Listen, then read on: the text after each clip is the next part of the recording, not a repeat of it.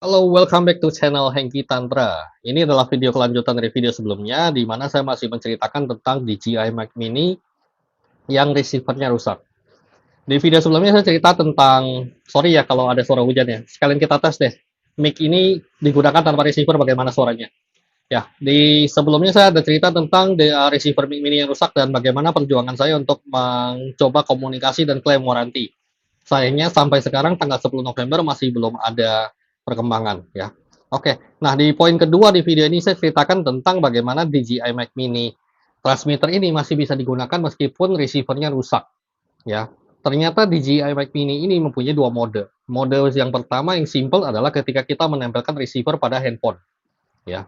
Kelebihan mode tersebut ya, pertama dia pasti kita bisa mudah untuk memilih antara noise cancelling sama tidak, karena di badan dari DJI receiver-nya itu kita bisa klik untuk menyalakan atau mematikan noise cancelling-nya. Kedua, kita bisa mengatur gain dan loss-nya. Di bagian receiver-nya itu ada knob yang bisa kita putar ya untuk mengatur gain dan loss-nya.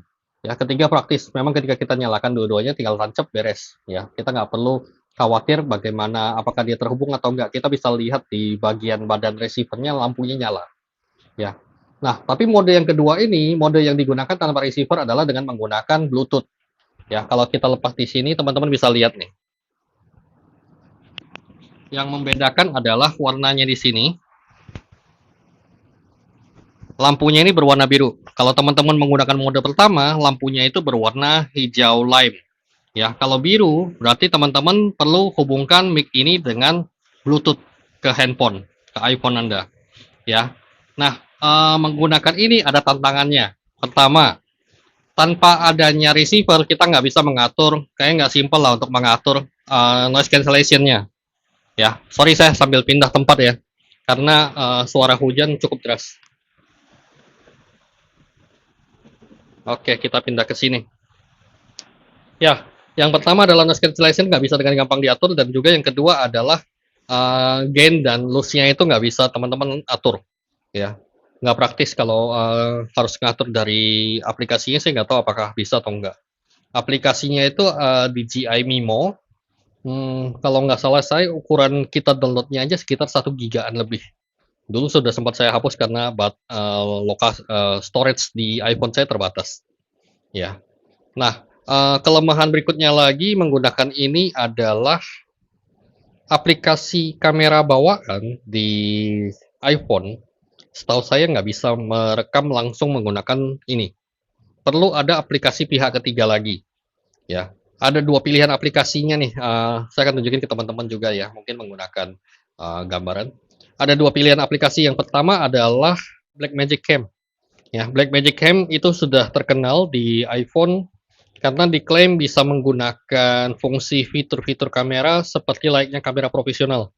Teman-teman bisa mengatur banyak hal, seperti misalnya teman-teman bisa melihat parameter suara, ya. Kemudian teman-teman bisa mengatur parameter-parameter lainnya seperti bukaan ya, kemudian apa lagi ya, banyak fitur yang bisa teman-teman bisa aturkan. Tambah teman-teman juga bisa menggunakan LUT seperti kamera profesional ya. LUT ini penting kalau teman-teman bermain di pewarnaan ya. Nah, di Blackmagic Camera bisa. Nah, kalau teman-teman nyalakan DJI Mic transmitter ini dan teman-teman buka Blackmagic Camera, itu nanti akan terlihat di bagian di mana suaranya, parameter suaranya ada, itu ada tulisan DJI Mic Mini. Ya, jadi itu otomatis bisa langsung sambil merekam. Cuman kalau saya yang terbiasa menggunakan aplikasi bawaan dari kamera iPhone, merasa itu sedikit lebih ribet.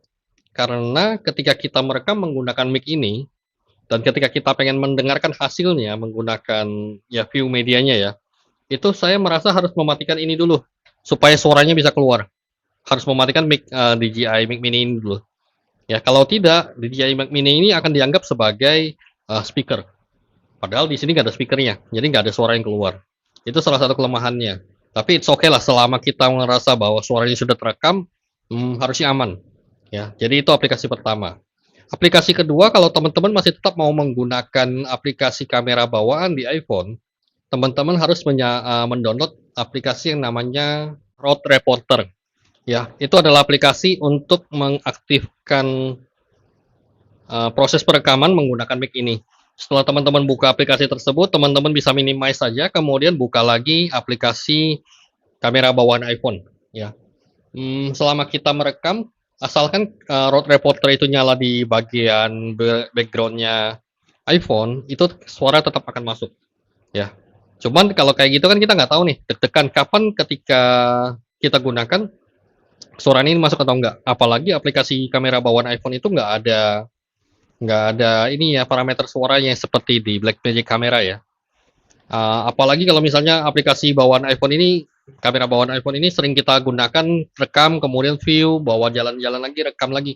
Otomatis road reporter ini harus nyala terus di belakang, di backgroundnya, di belakang layarnya ya, di belakang layarnya iPhone. Menurut saya ini juga bisa menyedot baterai ya, jadi nggak praktis. Jadi memang ini kelemahan kalau teman-teman menggunakan DJI Mac Mini ini tanpa menggunakan receiver ya. Nah, mungkin sekian dulu video kali ini. Kita masih menunggu, semoga bisa segera diperbaiki ataupun diganti lah ya. Paling nggak kita bisa pakai lagi dan kita bisa memproduksi video-video baru lagi. Oke, sekian dulu. Salam.